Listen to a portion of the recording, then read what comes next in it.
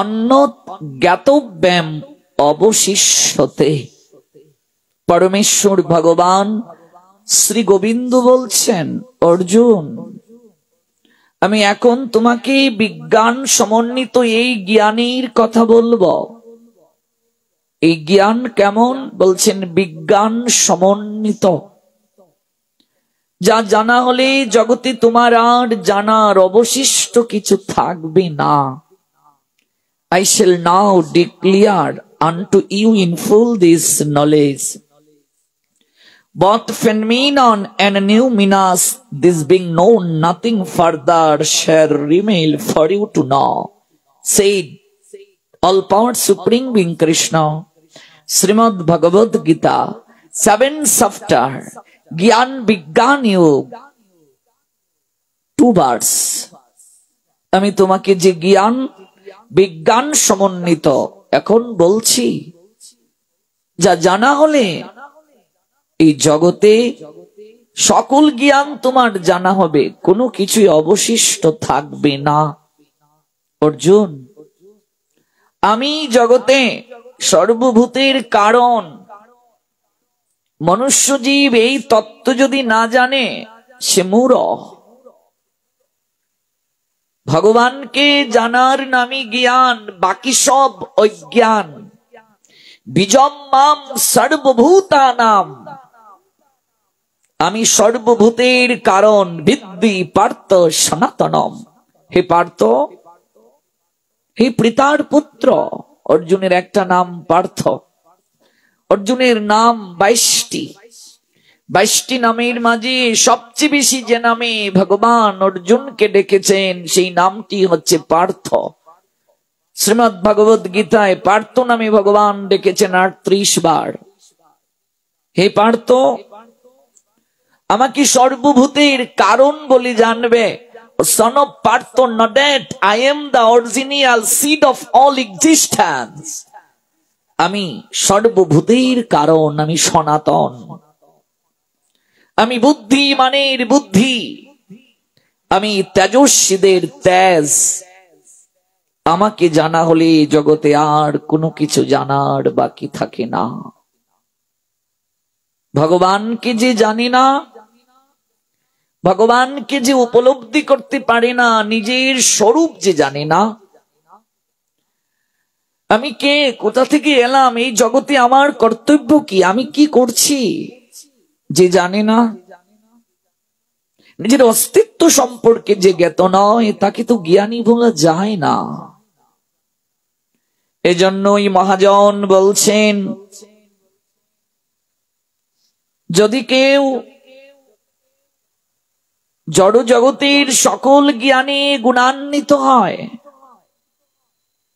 তথাপি সে যদি কি লাগি আইলি ভবে, এই জগতে কেন তুমি এলে এই তত্ত্ব যদি সে না জানে, বৃথা তার অধ্যয়ন, তার অধ্যয়নটা বৃথা। লোচন বিহীন জন,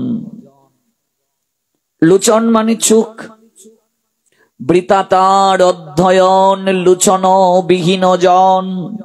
দর্পণে অন্ধে কিবা কাজে, অন্ধ ব্যক্তির সামনে যদি একটা দর্পণ তুলে ধরা হয়, দর্পণ শব্দের অর্থ আয়না। আচ্ছা, অন্ধ ব্যক্তির সামনে যদি আয়না ধরা হয়, সে কি নিজের প্রতিচ্ছবি দেখতে পারবে গো? অন্ধ ব্যক্তির সামনে দর্পণ দিয়ে হবেটা কি? বৃথা তার অধ্যয়ন। এই যে এত পড়াশোনা করলো, এত ডিগ্রি নিল, সকল কিছু বৃথা। বৃথা তার অধ্যয়ন লুচন বিহীন জন, তার চোখ নাই। ভাবুন তো, জগতে কত লোক আছে যারা অন্ধ, জগতে কত লোক আছে নিরক্ষর। আপনাকে ভগবান চোখে দৃষ্টি দিয়েছেন, আপনাকে ভগবান অক্ষর জ্ঞান দিয়েছেন। আপনি যদি গীতা না পড়েন, যদি আপনি ভাগবত না পড়েন, ভগবান যদি আপনায় প্রশ্ন করেন, জগতে কত লোক আছে রে যাদেরকে আমি কর্মানুযায়ী চোখ দেইনি, কত লোক আছে নিরক্ষর, তোর চোখে যে আলো দিলাম, একটা দিনও তুই পড়লি না, জানলি না আমি কেমন করি জগতে তুই চলবে।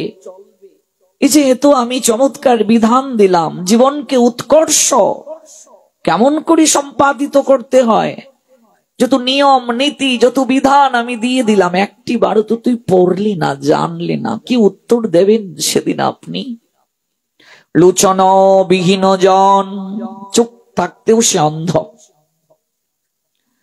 দর্পণে অন্ধে কিবা কাজে,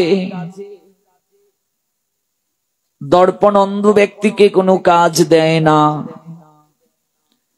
আবার বেদ বিদ্যা কিছুই জানে না, সে যদি জানে গোবিন্দ সর্বসার, সে যদি জানে গৌরাঙ্গ সর্বসার, সে যদি জানে জগতের নাথ প্রভু জগন্নাথ তিনি একমাত্র নয়ন পথের পথিক, তার থেকে শ্রেষ্ঠ জগতে কেউ নাই। তিনি তো বলছেন অকঙ্কার of all, there is not root superior to me, everything rides upon me as pallor strong on trade.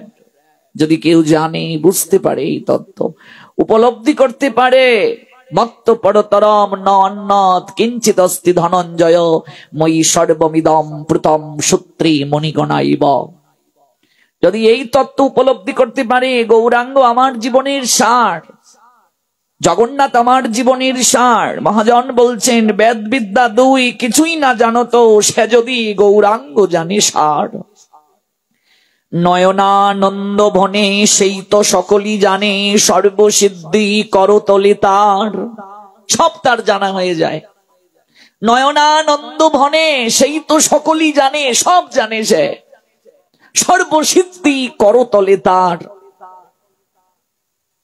সকল সিদ্ধি তার করতলে। যদি গৌরাঙ্গ সার জানে, গোবিন্দ সার জানে, ভাবুন তো দুর্লভ মানুষ জীবন প্রাপ্ত হলাম। আর কোন জন্মে চিন্তা শক্তি কি আমাদের ছিল? বিচার ক্ষমতা ছিল মা? বিবেক বোধ ছিল? মনুষ্যত্ব বোধ ছিল? পশু কুলে, কীট পতঙ্গ কুলে যখন জন্ম নিয়েছিলাম, উদ্ভিদ কুলে, যার দুটো চরণে শক্তি আছে, সে যদি চরণের সদ্ব্যবহার না করে, মন্দিরে না যায়, সাধু সঙ্গে না যায়, গুরু বৈষ্ণব দর্শনে না যায়, তাহলে তার আর পঙ্গুর মাঝে পার্থক্যটা কোথায় মা? সেই ব্যক্তি আর বৃক্ষ কুলে জন্ম যে নিয়েছে, তার মাঝে পার্থক্য কোথায় গো? যেই চরণের সদ্ব্যবহার করতে জানলো না, কি পার্থক্য ভাবুন তো। একটা লোক মন্দিরে গিয়ে ভগবানকে প্রণাম দিয়ে বলছে, ঠাকুর এমন জন্ম দিলে, জুতো কিনার সামর্থ্য দিলে না। অভিযোগ জানাচ্ছে ভগবানের নিকটে, এমন জন্ম দিলে এক জোড়া জুতো কিনবো, পাদুকা কিনবো, সামর্থ্য দিলে না। ভগবানকে ইচ্ছে করে অভিযোগ জানালো, ইচ্ছে করে শাসালো।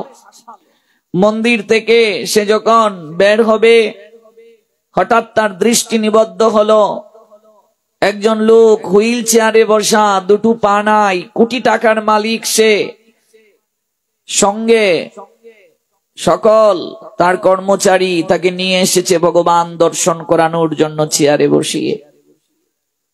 ধনাঢ্য ব্যক্তিটার দিকে সেই লোকটি কিছুক্ষণ তাকিয়ে রইল,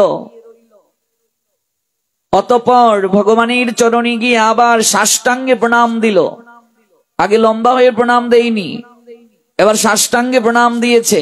প্রণাম দিয়ে বলছে, ঠাকুর একটু আগে আমি যে তোমায় অভিযোগ জানিয়ে গিয়েছি, আমায় ক্ষমা করে দাও। ঠাকুর ও তো জীবনে কোনোদিন জুতো পড়তে পারবে না, ঠাকুর তুমি আমায় অনেক ভালো রেখেছ। রবীন্দ্রনাথ এই দৃশ্য দেখে কবিতা লিখলেন, আমি তো সাহিত্যের ছাত্র। একদা ছিল না জুতা চরণ যুগলে, দহিল হৃদয় মন সেই খুবানলে, ধীরে ধীরে চুপি চুপি দুঃখাকুল মনে, গেলাম ভজনালয়ে ভজন কারণে, দেখি সে তাই একজনের পদ নাহি তার, অমনি জুতার খেদ গুছিল আমার। ঠাকুর তুমি আমায় অনেক ভালো রেখেছ। ভাবুন তো, এখানে আমরা যারা এসেছি প্রত্যেকেরই তো চলার শক্তি আছে, দৃষ্টি শক্তি আছে, দুটো হাতও সচল। আমরা যদি শরীরের শক্তি পেয়ে, চলন শক্তি পেয়ে এই দুটো হাত দিয়ে যদি গোবিন্দ চরণে প্রণাম না দেই, কৃতজ্ঞতা জ্ঞাপন না করি, হরিনাম না করি, চরণের সদ্ব্যবহার না করি, এই কর্ণের সদ্ব্যবহার না করি, নাসিকার সদ্ব্যবহার না করি। কর্ণের সদ্ব্যবহার কি? কৃষ্ণ কথা শ্রবণ। নাসিকার সদ্ব্যবহার কি? ভগবানের চরণে অর্পিত তুলসী পত্রের ঘ্রাণ নেওয়া, পুষ্প যার দ্বারা আরতি হলো তার ঘ্রাণ নেওয়া। ইন্দ্রিয়কে পরিশুদ্ধ করার জন্য এই প্রক্রিয়া। চরণ দ্বারা নৃত্য করব, হেঁটে যাব, গুরু দর্শনে, বৈষ্ণব দর্শনে, মন্দিরে বিগ্রহ দর্শনে। এই দুটো চোখ ধাম দর্শন যখন করবে, সাধুগুরু বৈষ্ণব ভগবানের বিগ্রহ দর্শন যখন করবে, এই চোখের দৃষ্টি পরিশুদ্ধ হবে। যতদিন পর্যন্ত চোখের দৃষ্টি শুদ্ধ না হবে ততদিন যাবৎ চির সুন্দরকে আমরা দর্শন করতে পারবো না। চির সুন্দরকে দর্শন করার পশ্চাতে চোখের দোষটাই সবচেয়ে বড় দোষ। রাস্তা দিয়ে একটা মেয়ে হেঁটে যাচ্ছে, কামুক ব্যক্তি বলবে মেয়েটা কতই না সুন্দরী, ওকে যদি কাছে পেতাম। কিন্তু যার চোখ শুদ্ধ সে মনে মনে চিন্তা করবে ভগবানের সৃষ্টি এত সুন্দর, না জানি স্রষ্টা কত সুন্দর। তাকে যে বানিয়েছে না জানি সেই কারিগর কত সুন্দর। এটাই হলো শুদ্ধতা, এটাই হলো বিশুদ্ধতা। এই জিহ্বার সার্থকতা কৃষ্ণ প্রসাদ আস্বাদনে, এই মুখের সার্থকতা কৃষ্ণ গুণ কীর্তনে। আর কোন জন্মে এত চমৎকার করে বাক শক্তি ভগবান আমাদেরকে দেননি, এত চমৎকার ভাবে প্রকাশ ভঙ্গিমা আমাদেরকে দেননি ভগবান। এই বদন পেয়ে যে কৃষ্ণ গুণ কীর্তন করলো না, এই জিহ্বা পেয়ে যে কৃষ্ণ প্রসাদ আস্বাদন করলো না, তার আর পশুর মাঝে কোনো পার্থক্য নাই। এজন্যই চৈতন্য চরিতামৃত বললেন, শরীর অবিদ্যা জাল, জরেন্দ্রিয় তাহে কাল, জীবে ফেলে বিষয়ে সাগরে, তার মধ্যে জিহ্বা অতি লোভময় সুদূর মতি, তাকে যে তা কঠিন সংসারে। এই জিহ্বার বেগ সহজে দমন করা যায় না গো। আমার সন্তান প্রসাদ পেতে চায়, অন্য কোনো কিছুতে তার রুচি হয় না। আমি মা বাবা জোর করিয়ে অখাদ্যতে তাকে আবার ফিরিয়ে আনতে চাই, কিন্তু একবারও কি ভেবেছি সুস্থ মস্তিষ্কে যে আমি পিতা, আমি মাতা, আমার জিহ্বার বেগ দমন হয় না, আমার সন্তানের হয়ে গেছে, তার মানে আমার সন্তান পূর্ব জন্মে কতটা না সৌভাগ্য নিয়ে এসেছে, কতটা না তার আমার থেকে শ্রেষ্ঠ কৃপা, শ্রেষ্ঠ পুণ্য সঞ্চয় ছিল। আমার তো এই বেগ দমন হয়নি, আমি তো পারি না। শরীর অবিদ্যা জাল, জরেন্দ্রিয় তাহে কাল। ইন্দ্রিয় দমন করতে গেলে আহার শুদ্ধির প্রয়োজন আছে। আপনি আগুনে যা দেবেন গন্ধটা তেমন হবে। আগুনে যদি প্লাস্টিক দেন গন্ধটা কেমন হবে মা? প্লাস্টিকের গন্ধ হবে। আগুনে যদি চামড়া দেন গন্ধটা চামড়ার ন্যায় হবে। জঠরাগ্নি, এটা তো বিজ্ঞানও সমর্থন করেছে। এই যে আমরা ভেতরে খাবার দিচ্ছি, এখানে অগ্নি আছে বলে পরিপাক হচ্ছে। আপনি ভেতরে যে আহার দেবেন আপনার চেতনা তেমন হবে। আপনি যেরকম খাবার ভেতরে দেবেন আপনার চেতনা তেমন হবে। এজন্য বলা হয়েছে যেমন খাবার তেমন মন। কিছু লোক বলে ভগবানের ভজন করতে গেলে আবার আহারের শুদ্ধতার প্রয়োজন আছে নাকি? আত্মায় যা টানে তাই খাও। কিছু লোক এমন কথা বলে। আত্মাকে কষ্ট দিয়ে ভগবান কি বলেছেন ধর্ম করতে? আত্মা তুষ্ট মানে জগৎ তুষ্ট। অনেক গুরুদেবরাও বলে আত্মায় যা টানে তাই খাও, আত্মাকে কষ্ট দিয়ে ধর্ম হয় না। অথচ এই সকল গুরুদেবেরা কোনোদিন গীতা খুলেও দেখে নাই যে ভগবান গীতায় বলছেন আত্মা খায়ও না, জন্মেও না, আত্মা মরেও না, আত্মাকে অস্ত্রের দ্বারা কাটাও যায় না, আত্মাকে আগুনে পুরানোও যায় না, আত্মাকে জলে ভেজানোও যায় না, আত্মাকে হাওয়াতে শুকানোও যায় না, আত্মার কখনো জন্ম হয় না, মৃত্যু হয় না, আত্মার কদাচিৎ উৎপত্তি হয় না, হবেও না। আত্মা জন্মরহিত ও শাশ্বত নিত্য, পুরাতন হলেও চিরনবীন, শরীর নষ্ট হলেও আত্মার কখনো বিনষ্ট হয় না। কোথায় শ্লোক কি আছে? প্রমাণ ছাড়া কথা বলা যাবে না। শ্লোক আছে শ্রীমদ্ ভগবদ গীতা 2য় অধ্যায় সাংখ্যযোগ শ্লোক সংখ্যা 20। ন জায়তে মৃয়তে বা কদাচিৎ ন অয়ম ভূত্তা ভবিতা বা ন ভুব অজো নিত্য শাশ্বত অয় পুরাণ ন হন্যতে হন্যমানে শরীরে। অর্জুন, আত্মার কখনো জন্ম হয় না, আত্মার মৃত্যুও হয় না, আত্মার কদাচিৎ উৎপত্তি হয় না, হচ্ছেও না, হবেও না। আত্মা জন্মরহিত, শাশ্বত, নিত্য পুরাতন হলেও চিরনবীন। শরীর নষ্ট হয়। আত্মার ধর্ম হচ্ছে কর্মানুযায়ী একটা দেহ ছেড়ে আরেকটা দেহে যাওয়া। আত্মাটা একটা পাখির ন্যায়, দেহটা খাঁচা। পাখি যদি কেউ আনে তাহলে খাঁচার প্রয়োজন আছে। বাজার থেকে ময়না পাখি কিনে এনেছেন, পাখিটা রাখবেন কোথায়? একটা খাঁচার দরকার আছে। পাখি নাই, খাঁচার দরকার নাই। আত্মা ভেতর ছেড়ে চলে গেলে এই দেহরূপ খাঁচার কোনো মূল্য নাই, নষ্ট হয়ে যায়, পচে যায়। For the soul there is neither birth nor that, and any time he has not come into being, does not come into being, and will not come into being. He is unborn eternally by existence and primeval. He is not slain when the body is slain. Said Almighty Creator Krishna, Srimad Bhagavad Gita 2 chapter, Shankhoyuk 20 verse. Hanyate হন্যমানে শরীরে, ভগবান বলছেন। তাহলে আত্মা কি করে? মানুষ যেমন পুরাতন কাপড় ত্যাগ করে নতুন আরেকটা কাপড় পরে, আত্মাও তেমনি পুরাতন একটা শরীর ত্যাগ করে আরেকটা শরীরে যায়। প্রমাণ কোথায়? গীতার 2য় অধ্যায় সাংখ্যযোগ শ্লোক সংখ্যা 22। বাসাংসি জীর্ণানি ইয়াতা বিহায় নবানি গৃহন্নাতি নর অপরাণী তথা শরীরানি বিহায় জীর্ণানি অন্যানি সংয়াতি নবানি দেহি। যে person puts on new garments, মানুষ যেমন একটা পোশাক পরে, কাপড় পরে, নতুন কাপড় পরে কখন পরে? যখন কাপড়টা পুরাতন হয়ে যায়, ছিঁড়ে যায়। গিভিং আপ ওল্ড ওয়ান্স, পুরাতন কাপড়টা ত্যাগ করে নতুন একটা কাপড় পরে। The soul similarly accepts new material bodies, giving after old one and useless one. আত্মাও তেমনি জীর্ণ পুরাতন শরীরটাকে ত্যাগ করে নতুন আরেকটা শরীরে যায়। ওই আত্মাকে অস্ত্রের দ্বারা কাটা যায় না। নৈনং চিন্দন্তি শস্ত্রাণি নৈনং দহতি পাবক ন চৈনম ক্লাদন্তি আপ ন সুসৌতি মারুত। 2য় অধ্যায় সাংখ্যযোগ শ্লোক সংখ্যা 23 শ্রীমদ্ ভগবদ Gita. The soul can never be cut to pieces by any weapons. অস্ত্র দ্বারা তাকে কাটা যায় না। nor burned by fire, আগুনে পোড়ানো যায় না। nor moistened by water, জলে ভেজানো যায় না। nor withered by the wind, কখনো বাতাস দ্বারা শুকানো যায় না। আত্মা মাছ খায় না, মাংসও খায় না, নিরামিষও খায় না, কিছু খায় না। যে বাবা আমরা মাছ মারা, মাছ ধরা, মাছ বিক্রি করা আমাদের পেশা। আত্মা কি মাছ খায়? বলছে না, খায় না। বাবা আমরা সবজি করি, আমরা নিরামিষ খাই, আত্মা কি খায়? বলছে না, খায় না। তাহলে আত্মার আহার কি?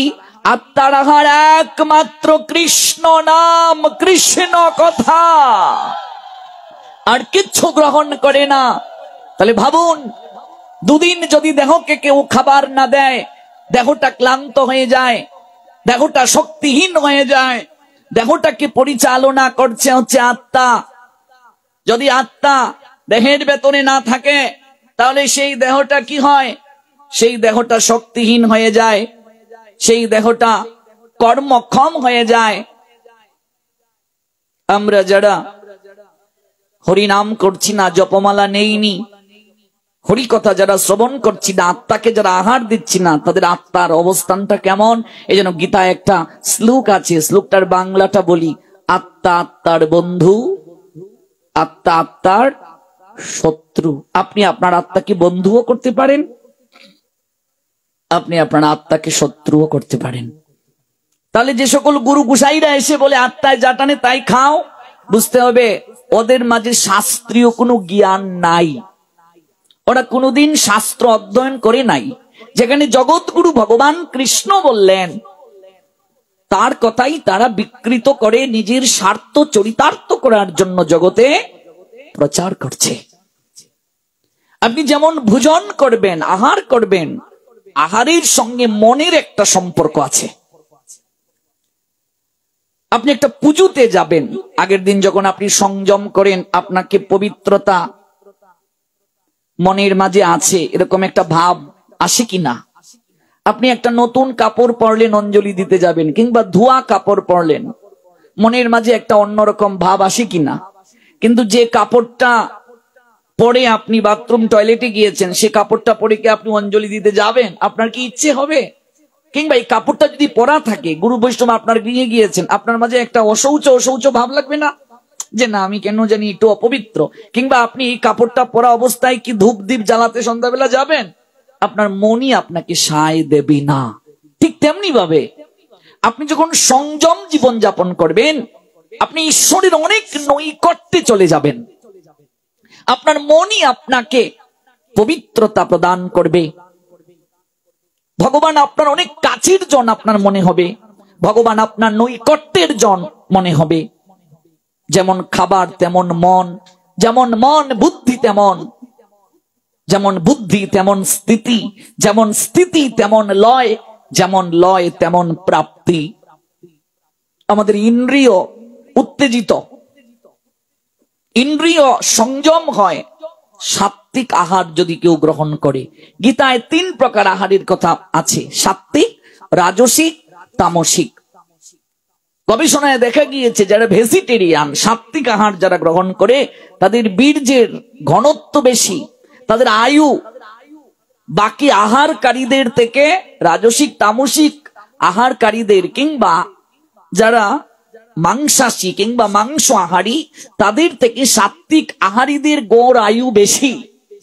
গবেষণায় আরো দেখা গিয়েছে আমাদের পূর্বপুরুষেরা সাত্বিক আহারী ছিলেন। নৃবিজ্ঞানীগণ জোর দিয়ে বলেছেন আমাদের যে পরিপাকতন্ত্র, আমাদের এই পরিপাকতন্ত্র মাংস আহারী, তাদের পরিপাকতন্ত্রের সঙ্গে সাদৃশ্য নেই, মিল নেই। দেখবেন একটা কুকুর জল কি করে খায়? আমাদের মতো পান করে খায় না চেটে চেটে খায়? একটা গরু জল কি করে খায়? আমাদের মতো খায় না চেটে চেটে খায়? আমাদের মতো খায়। একটা বাঘ জল কি করে খায়? একটা ঘোড়া জল কি করে খায়? পান করে খায়। হরিণ কি করে খায়? পান করে খায়। কিন্তু আপনি একটা বাঘকে যখন জল দেবেন, কুকুরকে জল দেবেন, সে কিন্তু এমন খাবে, চেটে চেটে খাবে। মাংসাশী যারা, তারা জল চেটে চেটে খায়, আর যারা শাকাহারী তারা জল পান করে খায়। তাহলে মানুষ জল কি করে খায়? মানুষ জল পান করে। মেশিনে যে কাঁচামালটা দেয়া দরকার, এটা না দিয়ে আমরা অন্য একটা কাঁচামাল দিয়ে দিচ্ছি, যার কারণে ভেতরে যে পরিপাক হচ্ছে সেখানে একটা গোলমাল পাকিয়ে দিচ্ছে। আপনি ডাক্তারদের কাছে যান, বলবে 40-এর উপরে আপনার বয়স হয়ে গেছে, আপনাকে জোর দিয়ে বলবে আপনি তৈলাক্ত খাবার ছেড়ে দিন, বলবে আপনার হার্ট ব্লকেজ হওয়ার সম্ভাবনা আছে, আপনি মাংস ছেড়ে দিন। আমি এমনও দেখেছি 70 বছরের দাদু দাঁত পড়ে গেছে, সে বলছে আমায় খাসির তেলটা দে, তেলটা, আমার দাঁত নাই, চিবাতে পারি না, মানে হাড় না দিয়ে তাকে তেলটা দেবে। তাহলে 70 বছরেও যদি জিহ্বার লালসা থাকে, ভাগবত একটা জীবন শৈলী, ভাগবত আমাদেরকে একটা পরিমিত এবং একটা সুশৃঙ্খল জীবন যাপনের শিক্ষা দিয়েছে। ভাগবত আমাদেরকে শিক্ষা দিয়েছে একটা উন্নত জীবন ধারার। আপনি ডাক্তারের কাছে যাবেন, 40-এর উপরে বয়স মানে কি স্মরণ শক্তি বাড়ে না কমে? ধীরে ধীরে কমতে থাকে। তাহলে 16 বছর বয়সে আপনার যে পরিপাকতন্ত্রের শক্তি ছিল, অ্যাক্টিভিটি ছিল, আপনি যে খাবার দিয়েছেন, যেভাবে পরিপাক করতে পারত, 45-50 বছরেও কি আপনার পরিপাকতন্ত্র সেই খাবারগুলো যদি আপনি ভেতরে দেন, অনুরূপ ভাবে কি সে পরিপাক করতে পারবে না? ড্যামেজ হয়েছে কিছুটা। তাহলে বয়স বাড়ার সঙ্গে সঙ্গে, এটা একদম মেডিকেল সায়েন্স এবং আমাদের ভাগবতের সিদ্ধান্ত, আমাদের ধীরে ধীরে সাত্বিক আহারী হওয়াটাই শরীরের জন্য উপকারী, ভালো। আমরা অভ্যস্ত হয়ে গেছি, তো এটা হচ্ছে আমাদের দুর্দশা, কিন্তু এটা শরীরের জন্য অনেক ভালো, কল্পনাও করা যাবে না। অনেকে বলে প্রোটিন, আপনি অবাক হবেন, সজিনা পাতা, সাজনা পাতা নিশ্চয়ই চিনি, যাকে বলে সুপার ফুড। দুধ থেকে 10 গুণ বেশি শক্তি আছে তার মাঝে, যে দুধের মাঝে প্রাণীজ আমিষ রয়েছে। কাঁঠালের বিচি, শিমের বিচি, এগুলোর মাঝে যে পরিমাণ আমিষ রয়েছে, ডালের মাঝে যে পরিমাণ আমিষ রয়েছে, এবং আপনি অবাক হবেন, ধনে পাতা, 1 চামচ ধনে পাতার মাঝে যে শক্তি আছে 101টা ডিমের মাঝেও সেই শক্তি নাই। যত ভেজিটেরিয়ান, তাদের কি বুদ্ধি কম? তাদের কি মেধা কম? তাদের কি প্রজ্ঞা কম? তাদের কি শক্তি কম? এই জগন্নাথের এক একটা পান্ডা পুরীতে গিয়ে দেখবে, আমাদের মতো 5-10টাকে আপনাদের বাসায় কি আঙ্গানু, আপনারা কি বলেন, আঙ্গানু, আঙ্গিয়ে নিয়ে যাবে, মানে তুলে নিয়ে যাবে। হ্যাঁ, এক একটা পান্ডার কি শক্তি, ওরা কি খায়? শাক পাতা। ওদের এত শক্তি করতে গেল। অনেক বড় বড় সায়েন্টিস্ট যারা গিয়ে দেখবে ভেজিটেরিয়ান, ভারতের বাঙালি ব্যতীত যত ডাক্তার দেখবে সবাই তো ভেজিটেরিয়ান। ওদের কি বুদ্ধি কম নাকি? হ্যাঁ, মেধা কম নাকি? প্রজ্ঞা কম নাকি? যেমন খাবার তেমন মন, যেমন মন তেমন বুদ্ধি, যেমন বুদ্ধি তেমন স্থিতি, যেমন স্থিতি তেমন লয়, যেমন লয় তেমন প্রাপ্তি। যেমন আহার গ্রহণ করব মন তেমন হবে। কিন্তু এটা বুঝতে গেলে, ভগবানকে বুঝতে গেলে, এই তত্ত্ব বুঝতে গেলে বহু জন্মের সৌভাগ্য প্রয়োজন। মনুষ্যানাম সহস্রেষু কশ্চিৎ ইয়ততি সিদ্ধয়ে ইয়ততাম অপি সিদ্ধানাম কশ্চিৎ মাম ব্যক্তি তত্ত্বত। সপ্তম অধ্যায় জ্ঞান বিজ্ঞান যুগ, শ্লোক সংখ্যা 3। Out of many thousands among men, one may endeavor for perfection, and of those who have achieved perfection, hardly one knows me in truth, said omnipotent maker Krishna, Srimad Bhagavad Gita 7 chapter জ্ঞান বিজ্ঞান যোগ 3 বার। শোনো অর্জুন, হাজার হাজার মানুষের মধ্যে কদাচিৎ কোনো একজন সিদ্ধি লাভের জন্য যত্ন করেন, আর সেই প্রকার যত্নশীল সিদ্ধদের মধ্যে কদাচিৎ কেউ আমাকে তত্ত্বগতভাবে জানতে পারে। One who knows the transcendental nature of my appearance and activities does not upon a living this body take his birth again in this material world by eternal abode. Arjun said, all parts supreme being Krishna, Srimad Bhagavad Gita 4 chapter 9 verse. তত্ত্ব জানো, তত্ত্ব জানলে জীবন ধন্য হবে, ধন্য হবে জীবন। আমরা সবাই পরিচিত আত্মার সম্বন্ধে, আত্মীয় সবাই ভাই আত্মার সম্বন্ধে। আত্মীয়তা নাহি হয় মায়াময় গন্ধে, মায়ার গন্ধ। এই কারণে আমরা সবাইকে আত্মীয় জ্ঞান করতে পারছি না। ভাবুন তো, অনুভব করুন তো একবার, 30 বছরের দাম্পত্য সংসার, সন্তানাদি নাই, স্বামীকে ছেড়ে স্ত্রী কোনোদিন শয়ন করেনি। অমাবস্যার রাতে মারা গিয়েছে স্বামী, স্ত্রী কান্না করছে, তুমি আমায় ছেড়ে কোথায় গেলে গো, তোমায় ছাড়া কি করে থাকবো। পাড়া প্রতিবেশী এসে বলছে, আর কত কাঁদবে, এবার অন্তত কান্না বন্ধ করো, লাশের তো সৎকার করতে হবে, তুমি একটু লাশের পাশে কয়েক মিনিট থাকো, আমরা একটু কাষ্টের ব্যবস্থা করে আসি। স্ত্রী অন্ধকার ঘর থেকে চিৎকার করে বের হলো, আমি একা থাকতে পারবো না। শরৎচন্দ্র চট্টোপাধ্যায়ের গল্প, আমি একা থাকতে পারবো না। শরৎচন্দ্র চট্টোপাধ্যায় অমর কথা শিল্পী, তিনি একটা প্রশ্ন ছুড়ে দিলেন আমাদের মাঝে, বললেন 30 বছর যে স্ত্রী অন্ধকার ঘরে স্বামীর সঙ্গে শয়ন করেছে, ভয় করে নাই, আজকে এমন কি সেই স্বামীর ভেতর থেকে চলে গেল যার কারণে 30টা মিনিট অন্ধকার ঘরে একসঙ্গে শয়ন করতে পারছে না। কথাটা বুঝতে পেরেছেন? তার স্বামী তো তার সঙ্গেই আছে, অথচ শয়ন করতে পারছে না। তার মানে ওই দেহটা স্বামী না, দেহের ভেতরে যে শক্তি ছিল সেটা স্বামী। কথা বুঝতে পেরেছেন? অন্ধকার ঘরে থাকতে পারছে না, আমি একা থাকতে পারবো না। লাশটার সঙ্গে থাকতে পারবে না, তাহলে লাশটা তার স্বামী না, ভেতরে যে আত্মা ছিল, আত্মা থাকার কারণেই তো স্বামী কথা বলতে পেরেছিল। আমরা এখানে যারা বসে আছি, আমি যদি এই মুহূর্তে মারা যাই, out of soul no existence body, সবাই বলে রাহুল কৃষ্ণ দাস আর নাই, আমি তো এই জায়গাতেই, আমার এই দেহটা পড়ে থাকবে, সবাই বলবে আর নাই গো, বাবাজি আইছিল, আমরা একটু হরি কথা শোনাই তো, কই যে গেল গো, তোরা কই আসোস রে, বাড়িতে একটু খবর দে বাবাজি। আমি তো এখানেই পড়ে আছি, আমার দেহটা তো এখানেই আছে, আমি নাই কি করে? তার মানে আমি কি এই শরীর না, আমার ভেতরে যে শক্তি আছে সেটা। তো এই শক্তিটাই যদি আমার পরিচয় হয়, হু এম আই, আমি কে?